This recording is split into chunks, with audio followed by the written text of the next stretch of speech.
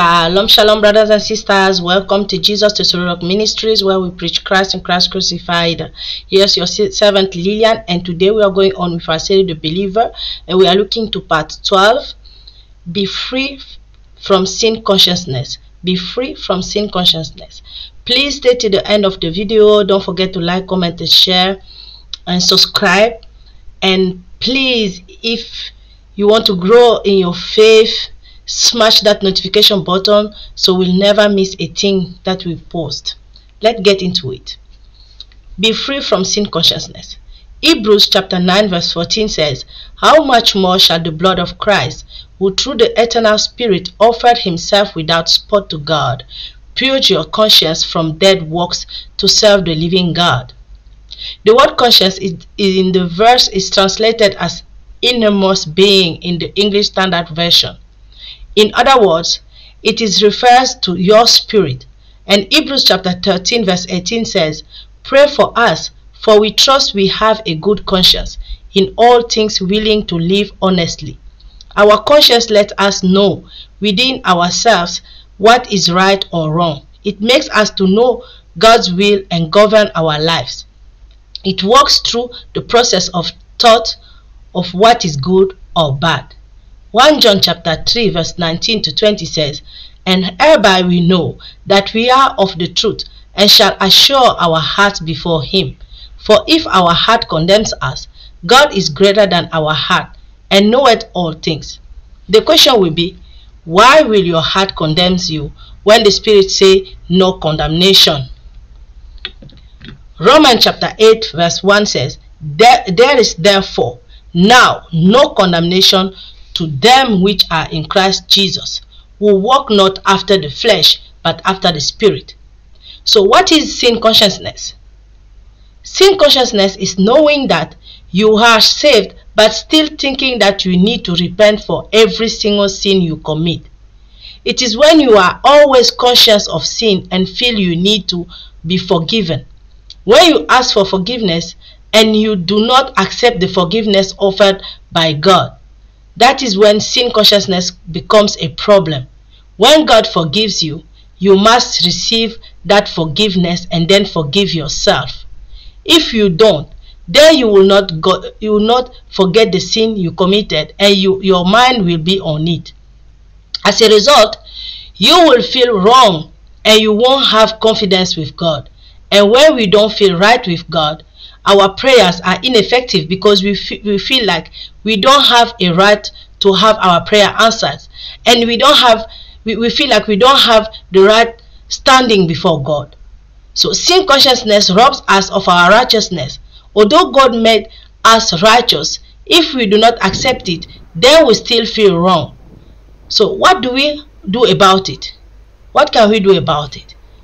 John chapter 5 verse 24 says, "Verily, verily, I say unto you, he that heareth my word and believeth on him that sent me had everlasting life, and shall not come into condemnation, but is passed from death unto life." Jesus said he will not come again to condemnation. So if that is God's portion for the believer, clearly stated, why then does a believer's heart condemn him? The problem is many believers have been wrongly taught the doctrine of sanctification and righteousness. God's prescription for sin is not sinlessness or sinless perfection. Rather, God's prescription for sin and its consciousness is righteousness. Let's examine this doctrine. Romans chapter 5 verse 12 to 17.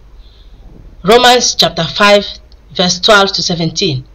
"Wherefore, as by one man sin entered into the world, and death by sin, and so death passed upon all men, for that all have sinned.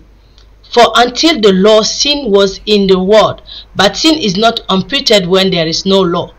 Nevertheless, death reigns from the Adam to Moses, even over them that had no sin, after the similitude of Adam's transgression, who is the figure of him that was to come. But not as the offense, so also is the free gift. For if through the offense of one man, of one man be death, much more the grace of God and the gift by grace, which is by one man, Jesus Christ, hath abound unto many. And not as it was by one that sinned, so is the gift. For the judgment was by one to condemnation, but the free gift is of many offenses unto justification.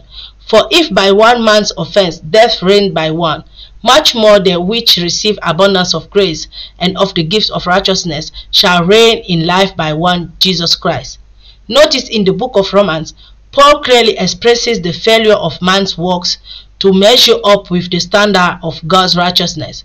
No matter how good they are, the word entered is the Greek word prosokomai. Prosokomai, it means a foreign object, something that came from outside, invaded the world. Sin is not a creation of God, as you would see in Genesis chapter 1 and 2. The Bible says to us that through one man sin entered into the world. Word in Greek means activities or things. James chapter 1 verse 13 to 17 says, Let no man say when he is tempted, I am tempted of God, for God cannot be tempted with evil, neither tempted he any man, but every man is tempted when he is drawn away of his own lust and enticed. Then when lust had conceived, it bringeth forth sin, and sin when is finished bringeth forth death. Do not err, my beloved brethren. Every good gift and every perfect gift is from above, and cometh down from the Father of lights, with whom is no variableness, neither shadow of turning. God doesn't inspire or allow sin, or count sin, or commission sin, but sin exists as a function of man's will.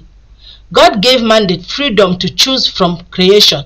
Man is a free moral agent with desire, which is a characteristic of humanity. When Adam made the choice to sin, God didn't stop him, because he has a right to choose, but cannot control the outcome of his choice. God, in his mercy, came as a man to rescue man from the consequences of his actions. Romans chapter 6 verse 23 says, For the wages of sin is death, but the gift of God is eternal life through Jesus Christ our Lord. Jesus rescued man by paying for man's death. Hebrews chapter 2 verse 9 says, But we do see Jesus, who was made lower than the angels for a little while, now crowned with glory and honor, because he suffered death, so that by the grace of God he may taste death for everyone. Sin consciousness is a tool of the devil to rob us of our rights in God. When we understand who we are in Christ because of the blood of Jesus, we can be free of sin consciousness once and for all. So, to free yourself from it, Hebrews chapter 10 verse 22 says, Let us draw near with a true heart in full assurance of faith, having our hearts sprinkled from an evil conscience, and our bodies washed with pure water. Romans chapter 12 verse 2 says, And be not conformed to this world, but be ye transformed by the renewing of your mind, that ye may prove what is that good and acceptable and perfect will of God.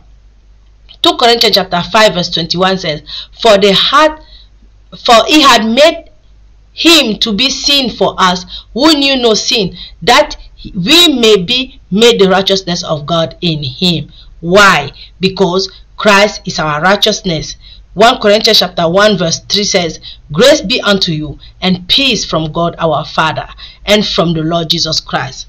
As you declare yourself as righteous, this will reinforce your righteousness, your right standing with God. You will see yourself as righteous, which destroys sin consciousness.